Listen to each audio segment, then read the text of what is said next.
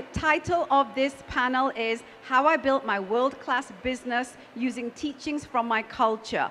I want to kind of start by establishing a bit of background first, and I'm going to hit you up first, REETU, with the first question.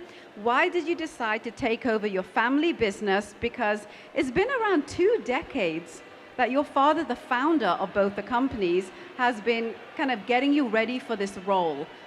Give us a bit of insight into why you decided this was something that you wanted to do, and you wanted to be the second generation of this really entrepreneurial company. Sure. So I can't lie. It wasn't something that I decided. It was actually something that my parents asked me to do. And because, as you said, my father was the president for since before I was born, I never really envisioned myself in this position. But when they sat me down and we had this conversation, I was obviously a little bit worried because I hadn't really ever pictured myself in that position. My dad was always in that position. So as we talked, I'm thinking about all the obstacles that could potentially be my way. And my parents are amazing. My mom and my brother are here today.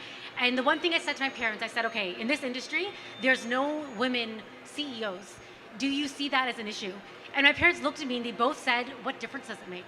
And at that point, knowing that they had full confidence in me, irrespective of any of the obstacles that could be in my way, I knew that I could do it. So at that point, I've been born in this business. I love hospitality. So this was just, this was my path, and my parents believed in me, so I knew that I could absolutely do this. And you've been doing it, girlfriend. And folks, you're going to hear a little bit more about some of the innovative things that she's been doing along her journey as the president and CEO of these 2 incredible entrepreneurial companies. I want to hit you up now, Tamanna, of course. What do you feel you have done that has helped establish you as the #1 in your space as an online beauty educator in the world? Because clearly that's not just something that you wake up one day and say, I'm going to do this. There was a journey along the way. Tell us why you decided this was what you wanted to do, because in beauty, most people, don't think about the education space as much as they do about more the glamour and the application space. Well, we have to separate. We have to separate, Raj. Okay. So I think one of the first things is being one of the first definitely helped me to be #1. Being a trailblazer and kind of creating my own path and my own lane really helped me to get recognized and to become #1 faster. And staying on top of my game allowed me to remain at my #1 position. But I feel like what you said, the journey is a huge part of it. When I was seeking education myself, I did not feel fulfilled in that education journey. I'm not saying that I didn't learn anything. I'm saying that what I learned in school didn't even hold a candle to what I was able to teach myself in the real world. And that that took many, many years for me to perfect and to achieve certain goals. And there's a lot of people on social media, there's a lot of people that have met me along the way that are very inspired and want to do what I'm doing, but why should they have to wait 5, 10, 15 years to become successful when I can help share things that work for me, things that didn't work for me. And I'm sure a lot of you follow me on social media, and you guys have seen both the good and the bad. And I try not to shield the bad because that's a part of the journey and it's a learning experience for everybody. And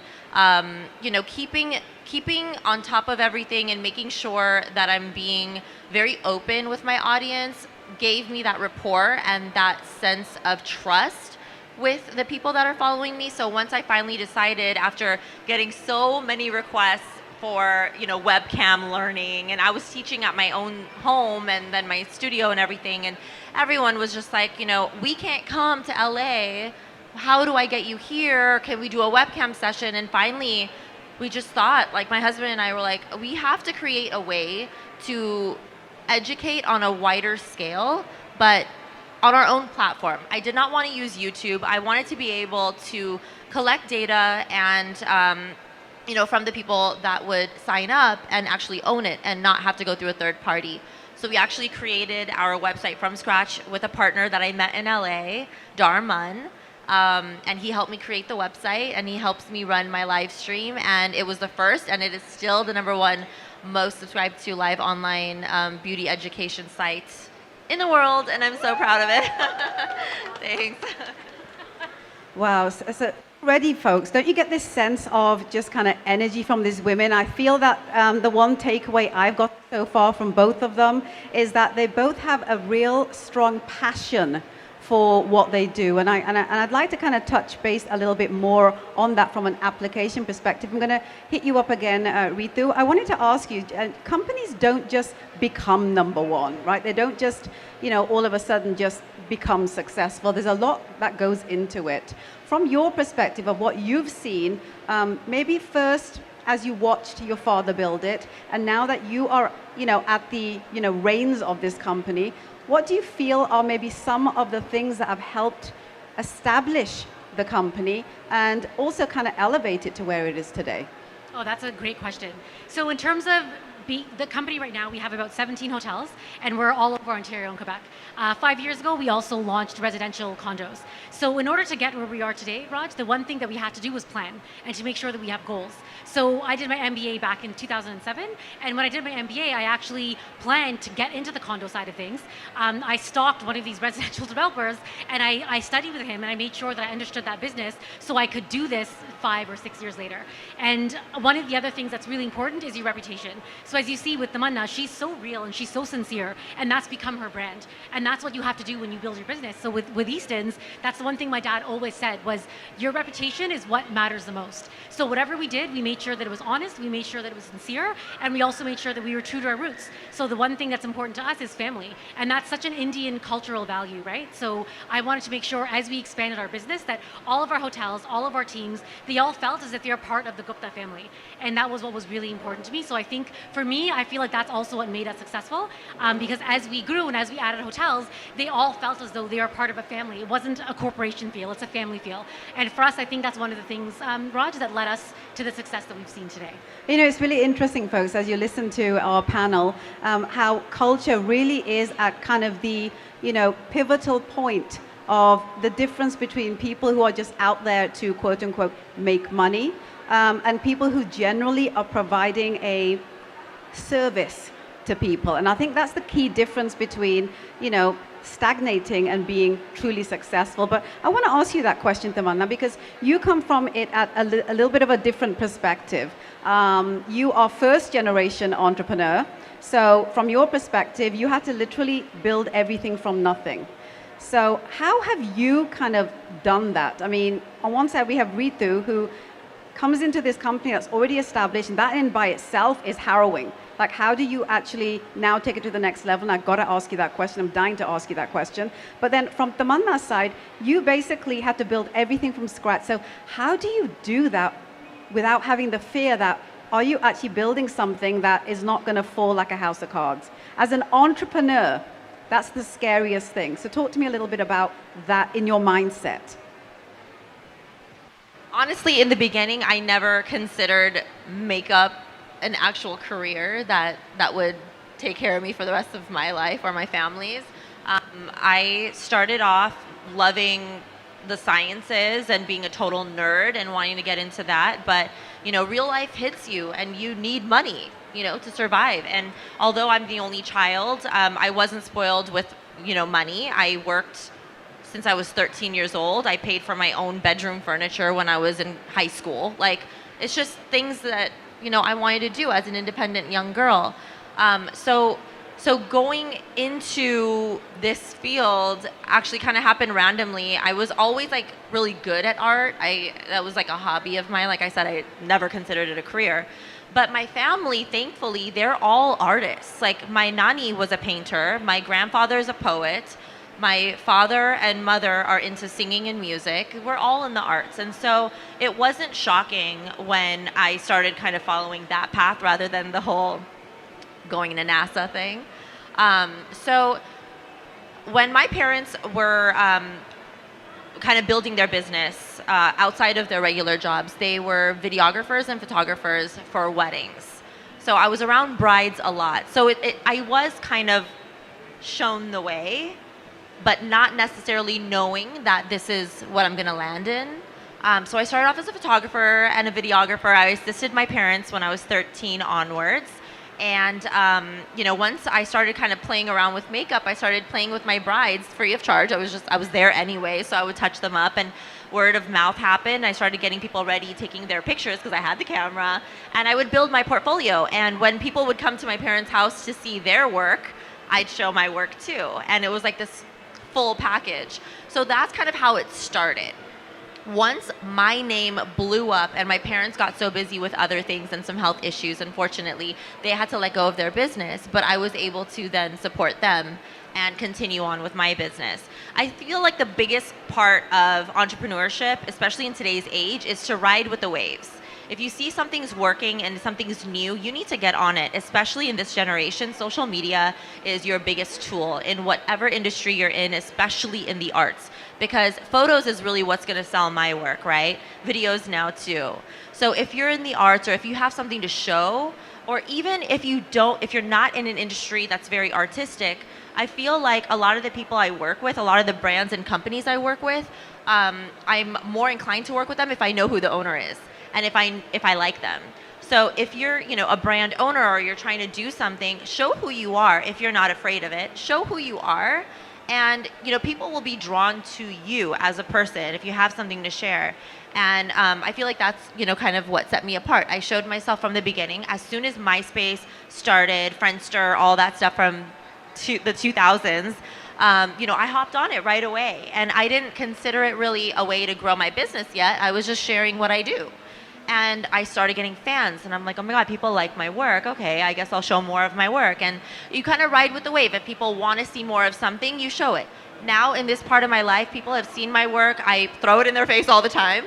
Now they want to see my family. They want to see my daughter. They want to see my husband.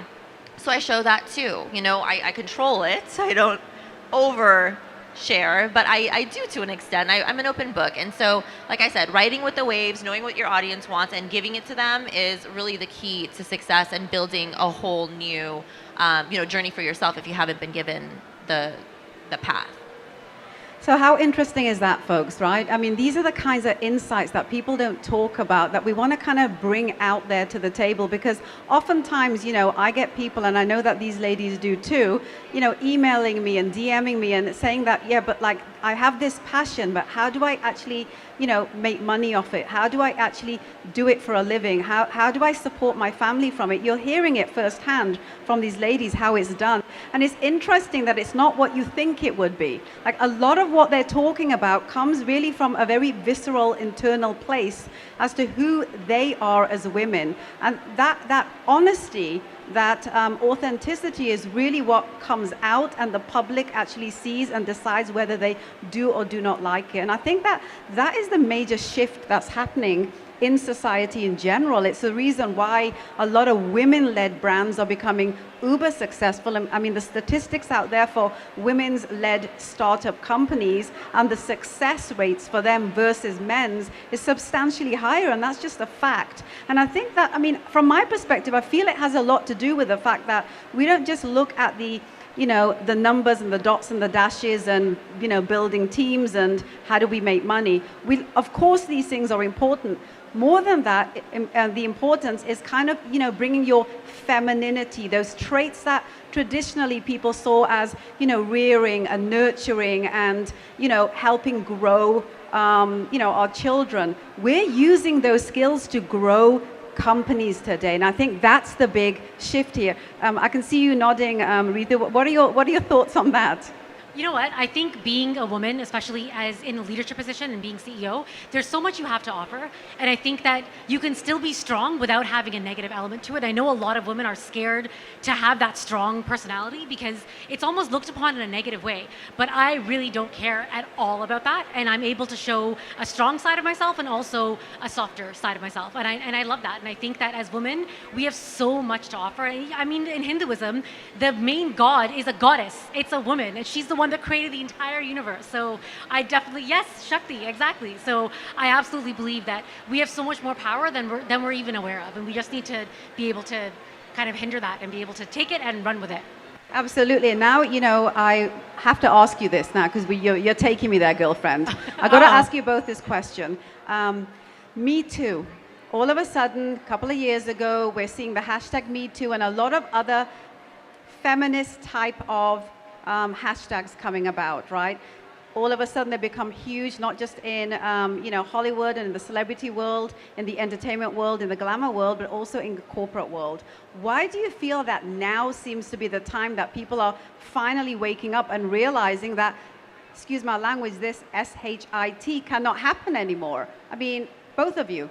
I'd love both of you to address this. Absolutely. You know what? I think that although Me Too started off from a very sad event, I really think that it was an amazing thing that happened, because you saw how many women jumped on board. And rather than women who have this reputation of competing with each other, everyone jumped on board and said, no, I'm going to help you. I'm going to be part of this. And I'm finding that because of that movement, women now feel like they have a voice. Women now feel like, you know what? I don't deserve that SHIT. I'm going to stand up for what I believe in. I'm going to make sure that I can walk down this path. And now there's more women and men that are on board with you. So I honestly think it was one of the best things that happened in our era, because it really gave women a voice that for whatever reason we didn't have before. So although it started in a sad place, I think it's really empowered all of us. And I've seen that shift now. I'm always the only woman in the boardroom, so I've seen that shift since Me Too, how they'll treat me in the boardroom, because I've had insane things happen to me in the boardroom, being the only chick. Yeah, it's ridiculous, the stories. We need to hear one of those. And just know there's children here. Okay, so we were looking at a marketing piece. People like me, children. Yeah. We're looking at a marketing piece, and it's just me in the boardroom with a bunch of men. And I'm looking at this, and I'm thinking, and I'm voicing my opinion. You know what, guys, I don't really like this. It's not what we speak of, et cetera, et cetera. So they all kind of laugh in this way of like, oh, this chick, she thinks she can speak up. So I said, no, but I don't like it. There's something wrong with it. So one guy goes, okay, well, REETU wants it to be sexy. Sorry. And they go, oh, if you want it to be sexy, REETU should do it. And they all make those kind of comments, and it's belittling, right? So I'm from Scarborough, so the Scarborough side of me wants to come out, but I was calm, and I just said, you know what, let me just bloody take care of it, and it'll be done. But now I'm noticing in the boardroom, because of this movement, men are scared. They walk into the boardroom, and now they won't even dare make those kinds of comments. So I'm really, this Me Too thing, I think was an amazing thing. Yeah. I honestly don't really have any story. I mean, obviously guys will say what they want to say, but I'm not really around a whole lot of men. I'm around women. I've gotten more crap from women than anything else, but I've also gotten more love from women. So, I mean, it's a sisterhood after all. And I feel like, with the Me Too, I'll keep it on point. I'm not going to go off of a tangent here. But, I feel the same way. I feel like it created a sisterhood, a stronger bond with people, and I feel like, a lot of men have mentioned that people that I know personally are like, oh, they're just trying to like get clout from this, and I'm like, why would any woman want to get that negative, stigma attached to their name? And it doesn't have to be negative. When you're all together, and we've all gone through at least one thing that's been in that category that we could feel violated or betrayed, and this is not what it's about. It's not about clout chasing. It's not about bandwagon hopping. It's really about that togetherness, that sisterhood. And that's really what happened. And it's interesting to hear that you in the corporate world, I'm not in the corporate world at all. I mean, very, very few minutes of my life is really around men. But that's really interesting and mind opening. Yeah. So I have to ask you something, Tam. You just mentioned here that, so keep the mic. You just mentioned here that you don't really, get that effect so much simply because you're really in a female-centric industry.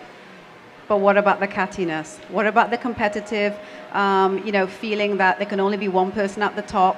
I know that, knowing you personally, I know that you absolutely do not abide by any of that. But clearly that, you've seen this, you've probably experienced it as you've been, rising up through the ranks.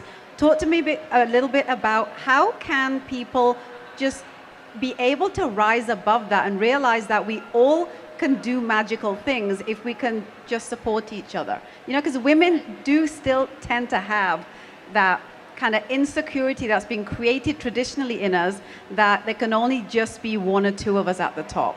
Talk to me a little bit about it from your perspective.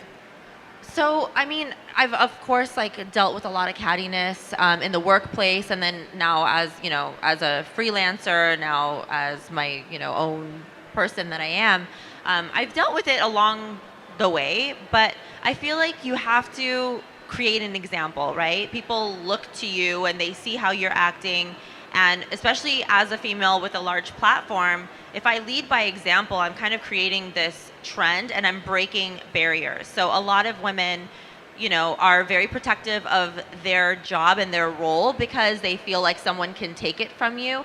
Nobody can take away what you can offer the world. Nobody. If you allow it, maybe, but don't allow it. You create your own brand, you create your own life. Even if there are 100,000 makeup artists in this one little town, it doesn't matter because every single person offers something a little bit different. And there's enough people, there's enough clients for everybody, no matter what niche you're in, no matter what market you're catering to. So just to remember that there's enough for everyone. And then also remember, like I said, if you lead by example and if you're helping the women that are next to you and the people that you know that need help, that's really what's going to show that other people that are watching, the onlookers, that, oh my God, she's helping her, but she's not losing her position. She's not losing her share of the pie. You're basically just making more pie. And so I feel like that's like the number one thing. And especially for me, I've shown the world that helping each other is only making us all stronger as a whole.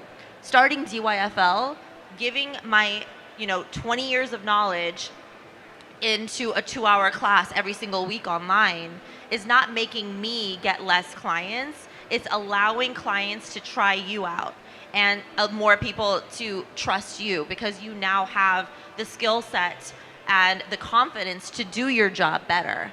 So sharing your knowledge, helping a sister out is only going to make you feel good and give you good karma. I'm a huge believer of karma too. You cannot go down in your industry by helping someone else. Maybe, in the corporate world, if you are both competing for a position, things might be a little bit more competitive in that situation. I would never step down for someone else to take a position that I'm trying to get, but I would also not resort to anything super negative to get that job. So do what you need to do, follow your gut, but just be supportive of each other and other people will follow suit. Hear, hear to that, guys. I think that deserves a round of applause.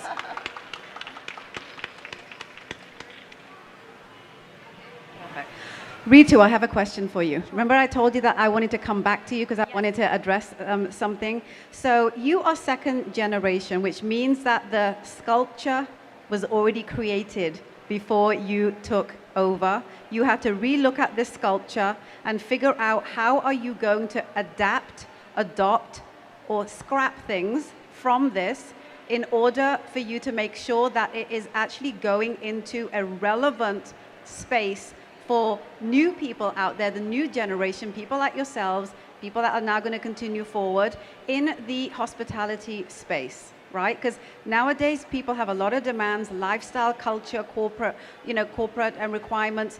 Regular people's requirements are very different than they ever used to be, perhaps when your father first started the company. So taking over the helm, being the kind of woman you are, being a different generation, being born and brought up here, but not losing your culture.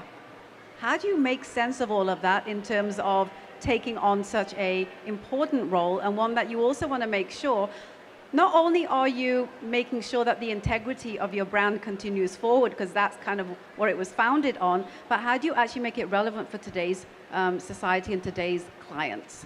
Absolutely, that's a really great question. So we work on, honestly, actually, that was one of my fears coming into this position because I kind of thought, okay, my dad's built this entire reputation. I don't want to ruin it. So I had a lot of fears in my head, but then I thought, my parents trust me. I have to believe in myself, so I just got to go and jump in feet first.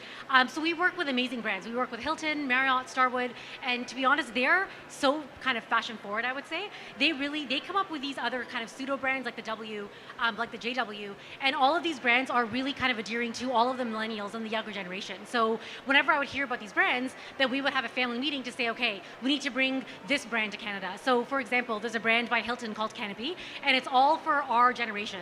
It's all about lifestyle. It's all about healthy eating, healthy living. The rooms are amazing. So when my dad and I saw this brand, we both said, okay, this is for the younger generation. We need to bring this to Canada. So we are developing the first Canopy by Hilton. It's going to be the first one in Canada. It's going to open next year. So I think I'm really lucky that I have parents that are also, they trust me. So if I come to them with crazy ideas, they're not going to say, okay, no, you know what, like, you're young, you're stupid, you're not doing this. They really trust me. It was interesting, though, going into the residential world, because in residential development, it's all men and no Indians. So when we opened our first building, and I had to sit there with all the consultants, they're all older men, and I wanted to change the game entirely. They didn't use social media, and you were saying how important that is. They didn't use social media. They had dated websites. So I had different ideas, and they were silent. You could hear crickets. Like, no one wanted to comment on my ideas.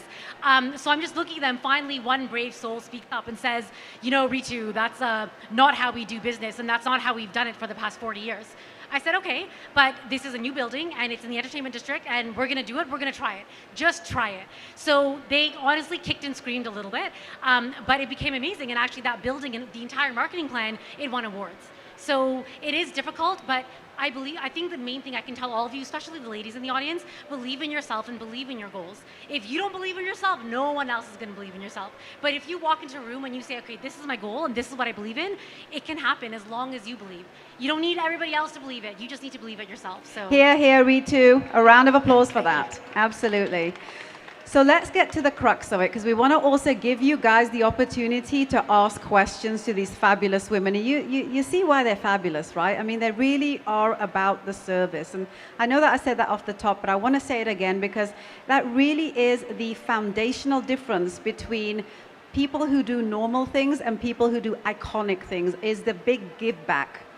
So by default of the give back, you get all the other fabulous things. You get the fame, you get the power, you get the empowerment, you get to look after your families, but you have to place your foundation in something that's a lot more important than the things you get from them. So I think that that's really important for us to take away. And I am going to be throwing it to you guys so you can speak to these ladies, but I got to kind of ask a question here, which I want to know the answer to with the both of you, is from a cultural perspective, right?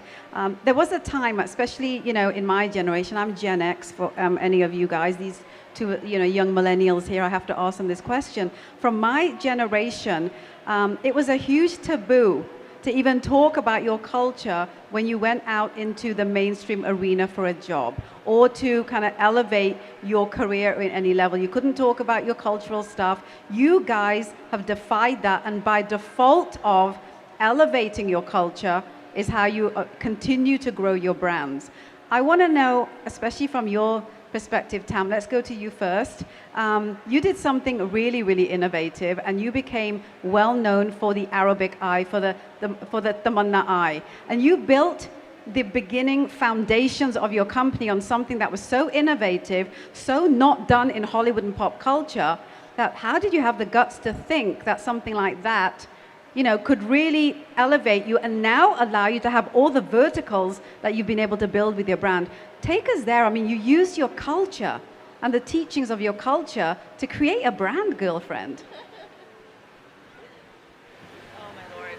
I think that's one of the biggest things that set me apart too, is my culture. So I'm half Indian, half Afghan, for those of you who don't know.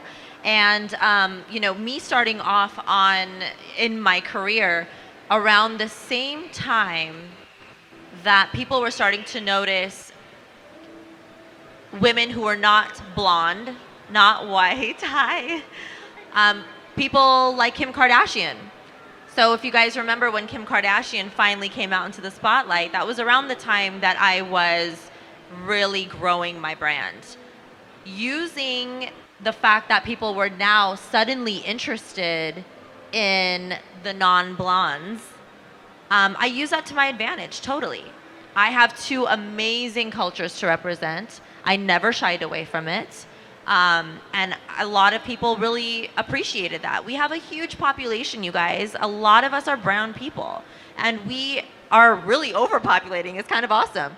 So being someone, especially back then, to be the face that they could relate to have the life that they can relate to be like, oh my God, finally an influencer looks like me.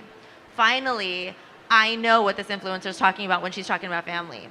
Like all of our problems, all the drama, and then all the fun parts. I was that person. I was the role model that people needed. And so at that point, I definitely was ready to show my artistry. And I did that regardless. Like even before the whole like Kim K thing, I was doing very heavy like Arabian eyes and the whole Bollywood look and all the glitter and everything, because that's what made me happy. And when I started posting that on social media, I noticed that that's what got the most views, the most likes, and the most comments. And I knew that that's what people came to my page for. That you could go to any other page and see all those natural makeup looks. There's millions, but there's not a whole, at that time, there was not a lot that was colorful like what I did.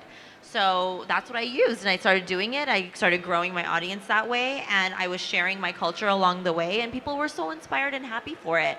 So and it made me feel good that I was finally like in a role where I could make people really relate to me, and I could relate to everyone else too. So we created like a family environment online. Isn't that great, folks? I mean, it's just so inspiring to listen to stories like this from these wonderful ladies where they really don't listen to anything that people tell them they're supposed to do, and they listen to their heart and their soul, and they listen to you guys. And I think that's the big testament of building these brands. REETU, I got to ask you a question, and then I think we should throw it out there to everybody else, because I have so many things I want to ask both of you, but it's not about me, it's about them. So with that said, I just want to ask you quickly as well, how do you incorporate culture into, you know, an industry like yours, right? Where you have to kind of accommodate many different lifestyles in order to make sure that you are taking care of your clients. I mean, you guys, with both your companies actually, have been very, very mindful in making sure that you have been very, very sensitive to the sensibilities of culture. So talk a little bit about that. Do you mean Indian culture? Yeah. So you know what? It's interesting that you bring that up, because when my dad started the company, this was 40 years ago, we named the company Eastons. And the reason why was the first truck stop he bought was owned by a man named Bill Easton. And my dad's doing business with non-Indians, and his name is Suresh. But one guy goes, you know what? I can't pronounce that. I'm going to call you Steve. And so Steve Gupta's name was born. But once I came along, I kind of thought, you know what? I want the Gupta name. It's not hard to say. And I don't want us to have to hide our culture, our religion. I don't want to have to hide it. So in 2012, we launched the Gupta Group, because I told my dad, I said, it's time now. You can pronounce Gupta. And we're in Mississauga. The minority is the majority in Mississauga. So it's time. So we did this about 5 years ago. And honestly, it's been amazing. And we've sponsored an event by the University Health Network called the Diwali Gala. And honestly, it's attended by mostly non-Indians, and it was a way for me to be able to showcase our culture, all values. And you already see it so much coming into Canada. You see all these people studying yoga or doing mehndi, and they love it. So I think it's really been that time to be able to do that. At my office, actually, I light incense almost every week, so everyone knows when REETU's in the office, because you just smell that incense. But I love doing that, because when I light the incense, I feel like it just brings a different energy, and that's a very cultural thing. So I'm not ashamed of it at all. I wear bangles almost every day because I love my chudiya, and I'm very proud of who I am, and I make sure that everybody else is included in that, if that makes sense. Absolutely. Yeah. So folks, without further ado, I know that there's questions out there. Please just raise your hand so we can grab you. Oh, we have a lady right here. Yes, of course. So we're going to just pass this mic around. We're going to share it. If you could just start by saying your name and then who it is that you're addressing the question to, if not to everyone. I'm about to go back to work in a few months, so I am kind of worried about the whole work and family balance. So I wanted to know how you guys work around that, how to have time for your kids, but still have time for your business as well. I think, you know, one of the things that you said was, being a woman, we have so much to offer, and we can handle it all. Like, think of yourself as the Hindu goddess with all the arms, right? All the arms, and every single role in your life is one of those arms, and you can do every single role in full capacity. I think entering that with that kind of mindset will already empower you to do the job. Also, on days where things are overwhelming, cut yourself some slack. Don't ever let the mommy guilt get to you, because remember that everything you're doing is for that little girl and any future children that you may have. So that's kind of like the mindset that I had.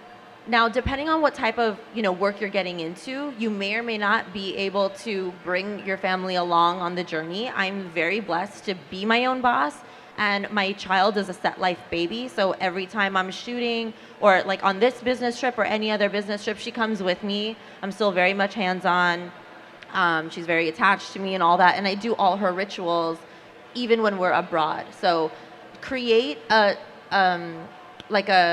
pattern, a schedule for yourself and for your kids, and try to stick to it, but let it be flexible enough where someone else can take over if you're working late or whatever it is. So having a good support system, which I see that you have already, thank God, that's amazing.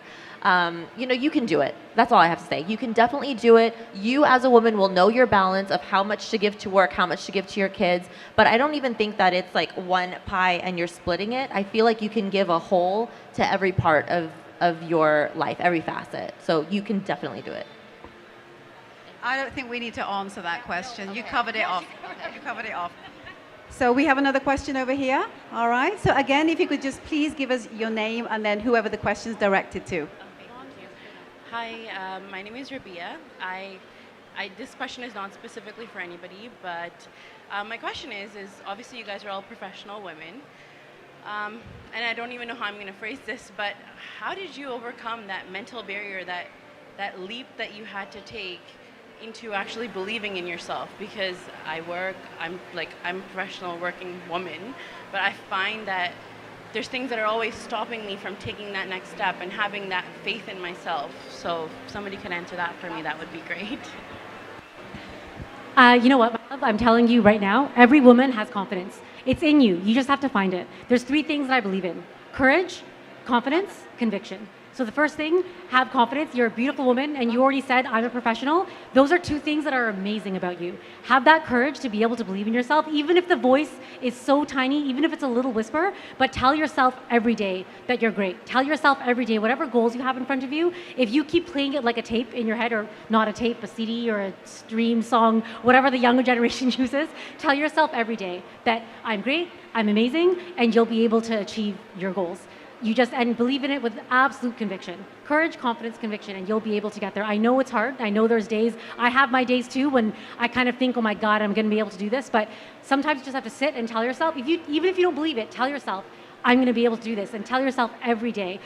Small story, Muhammad Ali, before he became a boxer, he told himself every day at the age of 12 that he's going to be the world's greatest boxer. Every day he told himself that without fail, and that's what he became. So that's what I want you to practice. Tell yourself every day, whatever it is your goal, tell yourself that every day, and that's 100% what will become. Woo! Don't you feel empowered, folks? Don't you feel that you can just kind of leave here after checking out the market, of course, because you're not going to forget to do that, that you can go out there and you can do whatever you want? I want to add something to what you just said, REETU, before we ask the next question. I want to tell you from my perspective. I was born and brought up in England. I'm the second oldest of 4 girls, and then eventually my brother came, and then everything stopped. And I was brought up at a time in the 70s and 80s. I'm currently 49. At a time when you really weren't supposed to have a life outside of that which was ordained by culture and ordained by your role as a woman. I was brought up that way. The reason I'm in this country is because I had an arranged marriage, and the arranged marriage wasn't something that I wanted. It was against my will. Now, I did come to this country kicking and screaming, and I came with all of this baggage on my back like a coolie, and I carried it through so many years of my life until about probably 10 years ago, when I realized that the only person that's punishing me is me, right? At some point, you have to kind of step away from what you've habitually created for yourself and say that this is not the life that I'm meant to live. Right? And really, I mean this, type whatever it is that you do, exactly the life that you feel you deserve to live. And every single day, trust me on this, because there's research done on this. If you write the same thing for 31 days in continuum, it becomes habitual. So if you feel that you don't have confidence, you got to figure out what confidence means to you. What is that definition for you? Because it's different for everyone. right? Write it down, and every single night, and this is an exercise, it's really important and it works, right? Write it down every single night before you go to bed. Do not speak to anyone, right? Go to sleep having written down what that definition of the greatest version of you in your avatar of confidence could be, right? Because while you sleep, it's just going to get into your being. You get up the next morning, you do the same thing. And you know what I do? I have it written in lipstick on my mirror in the washroom because I deserve the best life, and so do you. Whew. You know, it's like, don't you feel that way, girls? I mean, it's like it's empowering to speak to each other because, you know, we've all got the same struggles. Why is it that some people excel greater than others? Why is it that others never really get over whatever it is that that barrier is, right? I want to say one other thing, ladies, and I'd like to also know what you guys think. What is it that you feel helps you stay consistent with what your mission is in life? I mean, from my perspective, I have to tell you is I meditate every single day. I do that exercise I told you every single day. I choose to not listen to anything that doesn't make me happy. And I go with my gut when I am making a decision about my business. And that gut isn't always an idea that came from me. It could be an idea that came from everyone else. What I do is I close my eyes and I say, which of everything that has, you know, come to me as a decision that needs to be made, like all these opinions that have come to me in this room, which one actually my gut tells me is the one that I should go with? When you realize that being a CEO means that you have to make the right decision and you don't need to be the one that makes that decision, is when you truly elevate and be iconic as a CEO. I truly do believe in that. What do you guys think? Sure. In terms of what I do every day, I also meditate. So for me, in order to manage my sanity, I meditate every day and I work out. So the meditation is for my calming, and the working out's to get out all the crazy energy so that I can be calm when I go to work. But definitely those two things really help keep me sane, for sure. Yeah. I'm literally the opposite. I was just telling her, I'm like, I need you. I don't meditate. I don't exercise. I don't really have like a thing that I do that calms me down. I kind of thrive on my hyperness and my craziness. I'm the craziest one in my family, and I'm loud. And I keep that energy, and it kind of keeps me up pretty late at night, but that's when my creative juices flow. As an artist, I feel like when everyone's asleep in the house, even if they're not bothering me, like my husband doesn't bother me at night, but the fact that he's awake, I'm like, ugh, go to sleep so I can do my thing. And even if it's just thinking and just sitting there on the couch and just thinking, like I'm constantly planning my next move. So my thing is just being focused. And I also don't allow any negative energy to enter me. So like, even if it's on social media, if someone is just giving me a bad vibe, I have no problem blocking. My block list is probably as long as my friends list. And that's okay, because you're protecting yourself first and foremost, and I'm protecting my daughter. So anything that makes me feel weird, you're out. You're done. We're not gonna be talking. And same with weird comments. Like, I used to be so hung up on things that people would say and think about me. 1 million people will say the most amazing compliment to me, and one person will say the one thing that just gets me down the whole damn day. What changed is me getting pregnant. The first time, and this is me like really opening up right now, which a lot of you know because I'm an open book online. The first time I was pregnant, I lost the pregnancy because, and I truly believe this, it was because my mindset was focused too much on all the negative things that was happening in my life at the time. I could not handle it, my body couldn't handle it, and it was a done deal. When that happened, it was a real experience. It was the hardest thing, losing my grandmother right after that. It all kind of made me think, you know what, this life there's so much more than just that negative part. And when you let that negative part get to you, your life will deteriorate. It will kill you. It will literally kill and hurt.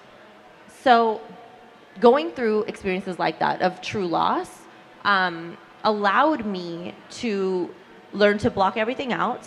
I no longer seeked the hate. I then started this one exercise. For those of you who are on social media, I respond to positive comments. I no longer respond to negative comments unless I can respond in a very constructive way, a good way that people can learn from. But if there's no point in me responding, and if it's only going to make things worse, I don't respond. I will only respond to the really kind and good comments, and that made my days so good, responding only to the people who loved me, and it changed everything. I got pregnant again, and I knew that this one, nothing's going to happen to her, because I'm in a better place. I'm in a better state of mind. My baby's protected by God. We're good. And so that's just how you have to think, and that was my version of meditation, was just blocking out the bad. Oh, okay. That's exactly what it is. It's the same thing. So folks, we're going to be closing it up now because we've come to the end. But before we just, close things up and take a little walk around the market and see all the fabulousness that's happening out there, I just would love for you guys to share some final words of inspiration for all of these wonderful people that have, stood up here while we're sitting here. Right? And perhaps it will help just jig something in their mind that will tell them that they just really need to do that thing that they've been putting off all their lives. Am I going first? You know what? I think what I can tell you is that you're all writing your own story. You're all the author of your own story. So write yourself in as the hero or the heroine. Don't write yourself in as a side character. Don't write yourself in as the villain. Don't do that. Write yourself in as the hero or the heroine, because you're holding the pen. You can write your own destiny. So believe in that and believe in that power, and always keep in mind that you are the hero or the heroine of your own story. I love that. Honestly, there's going to be a million reasons why you shouldn't do something. There's going to be a million reasons why you can't do it, why it's never going to work. But if there's one reason why you should do something, you need to hold on to that one reason and let that carry you through your journey. And you will get there, 100%. Amen to that, folks. Isn't that just what you wanted to hear, on a beautiful Saturday afternoon? Thank you so, so much.